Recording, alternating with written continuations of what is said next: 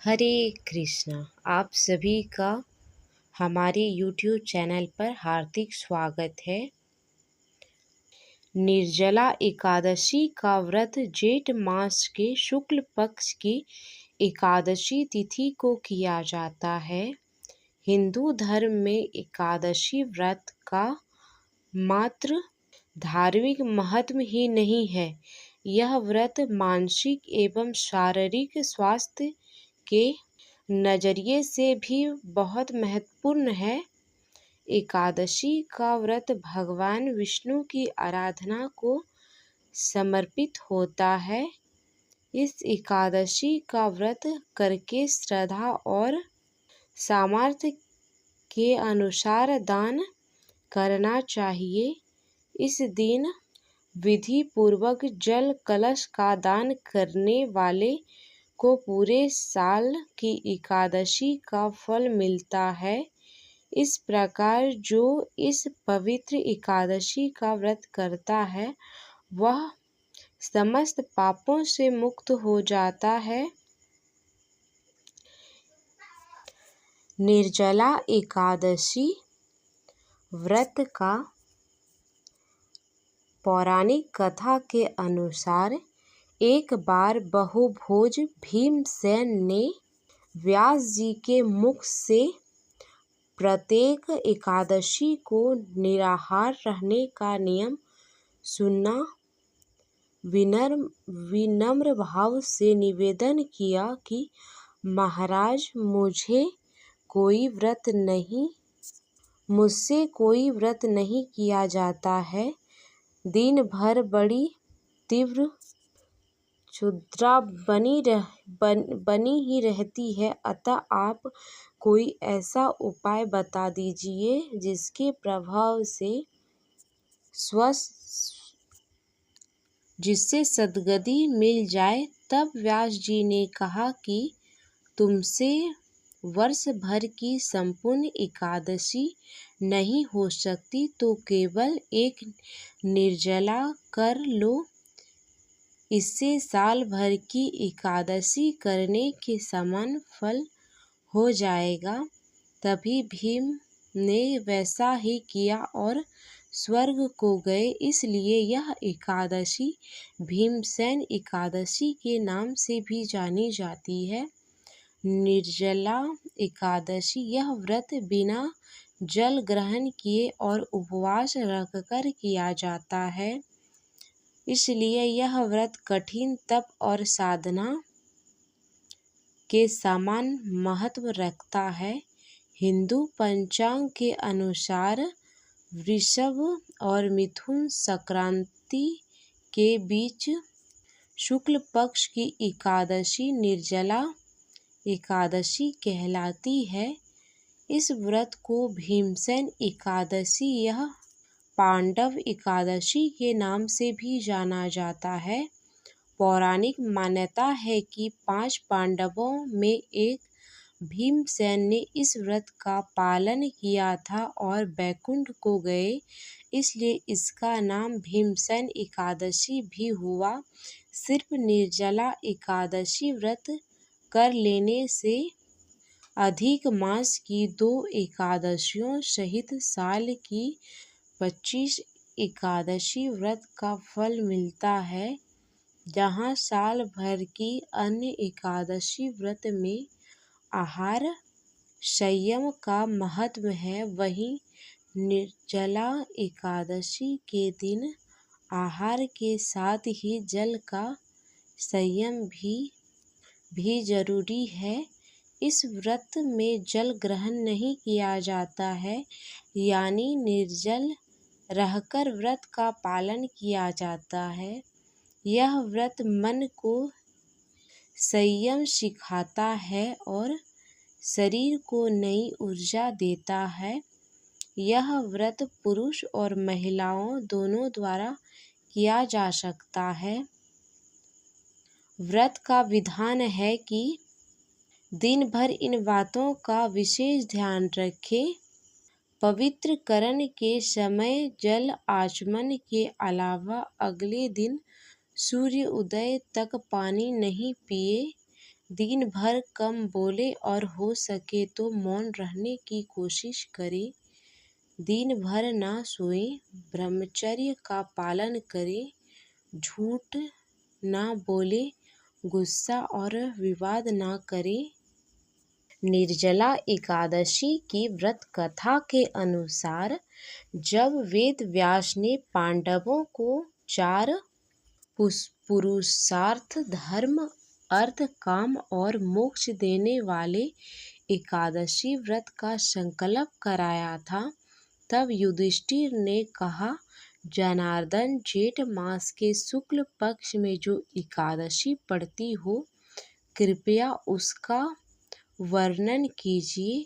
भगवान श्री कृष्ण ने कहा, हे राजन, इसका वर्णन परम धर्मात्मा व्यास जी करेंगे, क्योंकि यह संपूर्ण शास्त्र के सर्वज्ञाता हैं और वेदांगों के पारंगत विद्वान हैं।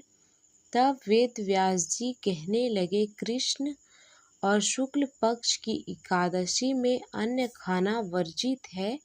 द्वादशी को स्नान करके पवित्र हो कर फूल से भगवान केशव की पूजा करें, फिर पहले ब्राह्मणों को भोजन देकर अंत में स्वयं भोजन करें। यह सुनकर भीमसेन बोले, परम बुद्धिमान पितामह, मेरी उत्तम बात सुनिए।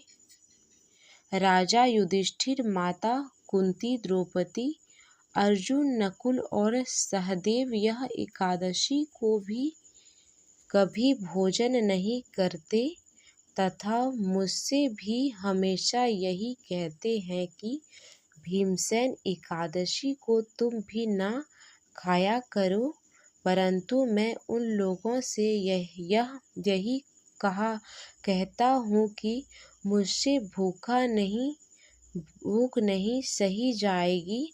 भीमसेन की बात सुनकर व्यास जी ने कहा, यदि तुम नरक को दूषित समझते हो और तुम्हें स्वर्गलोक की प्राप्ति अभिष्ट है तो दोनों पक्षों की एकादशी के दिन भोजन नहीं करना। भीमसेन बोला, महाबुद्धिमान पितामह, मैं आपके सामने सच कहता हूँ, मुझसे एक बार भोजन करने भी व्रत नहीं किया जा सकता है, तो फिर उपवास करके मैं कैसे रह सकूं? मेरे उदर में वृक नामक अग्नि सदा प्रज्वलित रहती है, अतः जब मैं बहुत अधिक खाता हूँ तब यह शांत होती है। इसलिए महामुनि, मैं पूरे वर्ष भर में केवल एक ही उपवास कर सकता हूँ, जिससे स्वर्ग की प्राप्ति सुलभ हो तथा जिसके करने से मैं कल्याण का भागी हो सकूं। ऐसा कोई एक व्रत निश्चय करके बताइए, मैं उसका यथोचित रूप से पालन करूँगा। व्यास जी ने कहा, भीम, जेठ मास में सूर्य वृष राशि पर हो, यह मिथुन राशि पर शुक्ल पक्ष में जो एकादशी हो, उसका यत्न पूर्वक निर्जल व्रत करो। केवल कुल्ला या आचमन करने के लिए मुख में जल डाल सकते हो, उसको छोड़कर किसी प्रकार का जल विद्वान पुरुष मुख में न डाले, अन्यथा व्रत भंग हो सकता है। एकादशी को सूर्योदय से लेकर दूसरे दिन के सूर्योदय तक मनुष्य जल का त्याग करे तो यह व्रत पूर्ण होता है। इसके बाद द्वादशी को प्रातःकाल स्नान करके ब्राह्मणों को विधि पूर्वक जल और स्वर्ण का दान करें। इस प्रकार सब कार्य पूरा करके जितेंद्र पुरुष ब्राह्मण के साथ भोजन करें। वर्ष भर में जितनी एकादशियां होती है उन सब का फल इस निर्जला एकादशी से मनुष्य प्राप्त कर लेता है, इसमें तनिक भी संदेह नहीं है। चंद्र, शंख, चक्र और गदा धारण करने वाले भगवान केशव ने मुझसे कहा था कि यदि मानव सबको छोड़कर एकमात्र मेरी शरण में आ जाए और एकादशी को निराहार रहे तो वह सब पापों से छूट जाता है। कुंती नंदन निर्जला एकादशी के दिन श्रद्धालु स्त्री पुरुष के लिए जो विशेष दान और कर्तव्य विहित है उन्हें सुनो।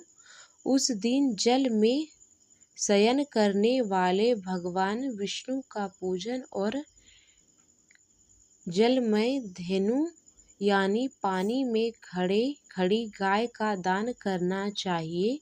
सामान्य गाय या घी से बनी गाय का दान भी किया जा सकता है। इस दिन दक्षिण की ओर की कई तरह की मिठाइयों से ब्राह्मण को संतुष्ट करना चाहिए। उन्हें संतुष्ट होने पर श्री हरि मोक्ष प्रदान करते हैं।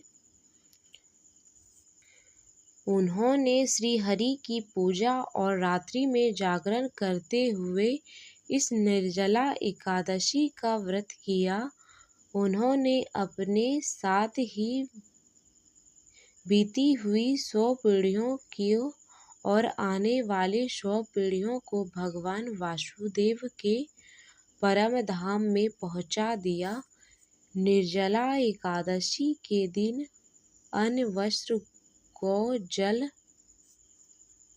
सुंदर आसन, कमंडलू तथा छाता दान करने चाहिए। जो श्रेष्ठ तथा सुपात्र ब्राह्मण को जूता दान करते हैं वह सोने के विमान पर बैठकर स्वर्ग लोक में प्रतिष्ठित होते हैं। जो इस एकादशी की महिमा को भक्ति पूर्वक सुनता है अथवा उसका वर्णन करता है वह स्वर्ग लोक में जाता है।